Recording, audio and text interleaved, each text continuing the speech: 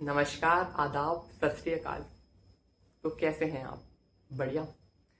तो यार, जनरली मैं किताब पढ़ते वक्त रोता नहीं हूँ, मतलब इमोशनल हो जाऊँगा लेकिन रोता नहीं हूँ। लेकिन अभी मैंने हाल फिलहाल में, मेरी एक दोस्त ने मुझे किताब सजेस्ट करी, और क्योंकि मेरे को इंग्लिश भी अपनी सुधारनी थी तो मैंने कहा ठीक है।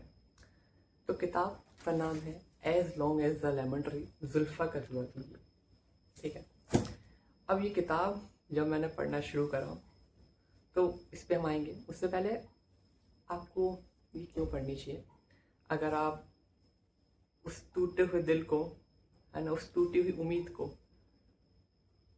उस उगती हुई उम्मीद में बदलना चाहते हैं तो ये किताब आपके लिए है। तो किताब की कहानी की शुरुआत होती है सीरिया के 2011 में। वहाँ पे सिविल वॉर हो रहा है, तो इसी के इर्द गिर्द ये कहानी चलती है। तो वहाँ पे साम्य नाम की एक लड़की है जो कि मात्र 18 साल की है, और वो पेशे से फार्मासिस्ट है। और इस युद्ध में वो अपनी फैमिली को खो देती है, और ये युद्ध उसको एक अपराध बोध तो दे ही रहा है। उसके साथ उसके जो भाई है उसको पुलिस ने गिरफ्तार कर लिया है वहाँ की, और वो अपने भाई को वादा करती है कि वो अपनी भाभी यानी उसकी पत्नी को इस सीरिया से बाहर निकालेगी। ठीक है, क्योंकि उसकी जो भाभी है वो प्रेग्नेंट है। एंड साथ में, क्योंकि अब वहाँ पे युद्ध की स्थिति चल रही है, तो जो वो फार्मासिस्ट है उसके साथ साथ वो वॉलेंटरली डॉक्टर का भी वहाँ पे वो काम करने लगी है। एंड कुछ समय बाद उसकी मुलाकात होती है कैनन नाम के एक लड़के से। कैनन जो कि वहाँ पे एक ऐसा लड़का है जो वहाँ की जो सीरिया की जो घटना हो रही है वो कार्टून और वीडियो मेकिंग के द्वारा वो और देशों तक, वर्ल्ड तक पहुँचा रहा है। एंड दोनों के बीच की शुरुआत होती है, उसकी भी फैमिली डिस्ट्रॉय हो गई है। एंड कहानी आगे बढ़ती है। कहानी में बहुत कुछ वहाँ पे चेंज होता है। तो ये मोटा मोटा यहाँ से इसकी शुरुआत है।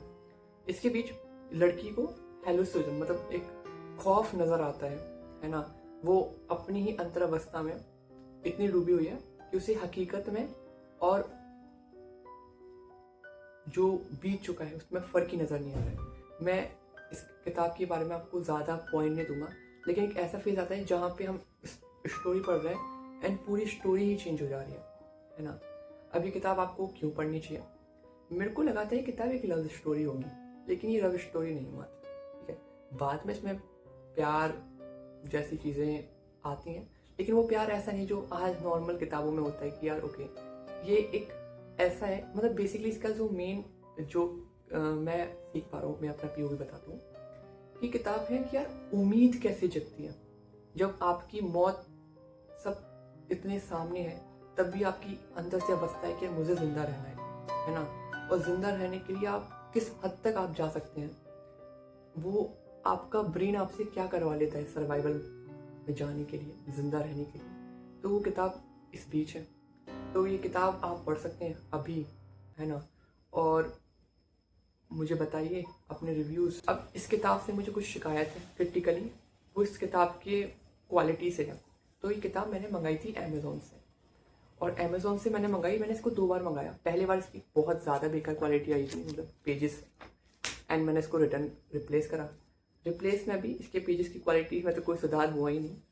लेकिन किताब, अब देखो ये सारे इसके पेजेस निकल रहे हैं, मतलब देखो तो बहुत बेकार क्वालिटी है। एंड इसकी जो हार्ड कवर है वो तो बहुत ही महंगा है, एंड पेपर बैग भी इसका बहुत ही ज़्यादा महंगा था। तो मैं चाहूँगा कि मतलब भाई किताब अगर बना रहे हो तो सही क्वालिटी की बनाओ, है ना। तो ये रहा। अगर आपको वीडियो पसंद आई हो, अगर नए आए हो तो लाइक कमेंट कर सकते हैं। बाकी मिलते हैं किसी ऐसे ही एक और नई वीडियो के साथ, नई किताब के साथ।